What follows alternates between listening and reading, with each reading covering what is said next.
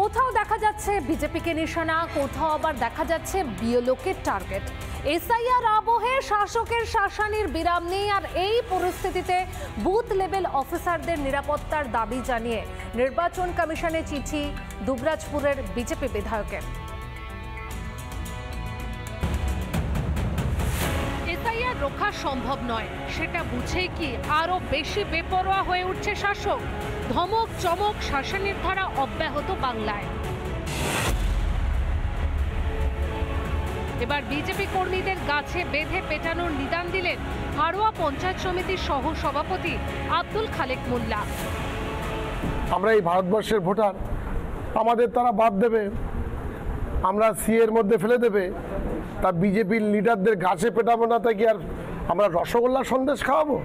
দেখুন, আমরা আমাদের ভোটার, বৈধ ভোটারকে যদি বাদ দেয়, আমি আজকেও বললাম বিজেপির কোনো লিডার যদি এই মোস্তানি করতে আসে তাকে সিধা করে না, তাকে উল্টো করে গাছে ঝুলিয়ে তাই পেটাবো। ব্যবস্থা হবে, গাছে উল্টো করে কে কাকে বাঁধাবে, কিভাবে ঝোলাবে, আবার বর্ডার কিভাবে উল্টো করে ফেলা হবে, তার জন্য ভারতীয় জনতা পার্টি, সাধারণ মানুষ, হাড়োয়ার মানুষ প্রস্তুত। হাড়োয়ায় যখন বিজেপিকে নিশানা করা হচ্ছে, তখন বামুনগাছিতে টার্গেট বিএলও। সেখানে সরব আইএনটিটিইউসির জেলা সভাপতি তাপস দাশগুপ্ত।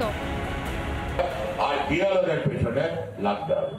নিরপেক্ষ কাজ করার অসুবিধা নেই, যদি নিরপেক্ষ কাজ না করে তাকে কিন্তু কাজ করতে দেওয়া হবে না, এটা পরিষ্কার বলা যাবে।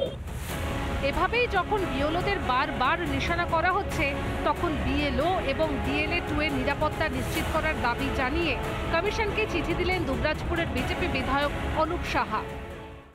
এসআইআর চলাকালীন পশ্চিমবঙ্গের প্রত্যেকটা বিএলও এবং বিএলএ 2দের সেফ অ্যান্ড সিকিউরিটির দায়িত্ব সুনিশ্চিত করতে হবে। তারা বুঝতে পারছেন যে এবারে নির্বাচনে ভরাডুবি হবে, বিগত লোকসভা নির্বাচনের ফল তাদের চোখের সামনে আছে। এই সমস্ত দেখে তারা একটা অরাজনৈতিক কাজ কারবার চালাবার চেষ্টা করছে, যাতে এই এসআইআরকে নিয়ে মানুষকে একটা বিভ্রান্ত করা যায়, প্রশাসনকে বিভ্রান্ত করা যায়। ভোটার তালিকা নিয়ে নাড়াচাড়া শুরু হতে বিরোধিতা শুরু করে তৃণমূল। দিনে দিনে হুমকি হুঁশিয়ারির সুর চড়িয়েছে শাসক। এভাবে কি আদৌ সুষ্ঠুভাবে এসআইআর প্রক্রিয়া শেষ করা সম্ভব হবে? রিপাবলিক বাংলা। নানা ধরনের কন্টেন্ট দেখার জন্য লাইক করুন, শেয়ার করুন আমাদের ফেসবুক পেজ, সাবস্ক্রাইব করুন আমাদের ইউটিউব চ্যানেল। পাশাপাশি অন্যান্য ব্রেকিং নিউজের জন্য অবশ্যই চোখ রাখুন রিপাবলিক বাংলায়।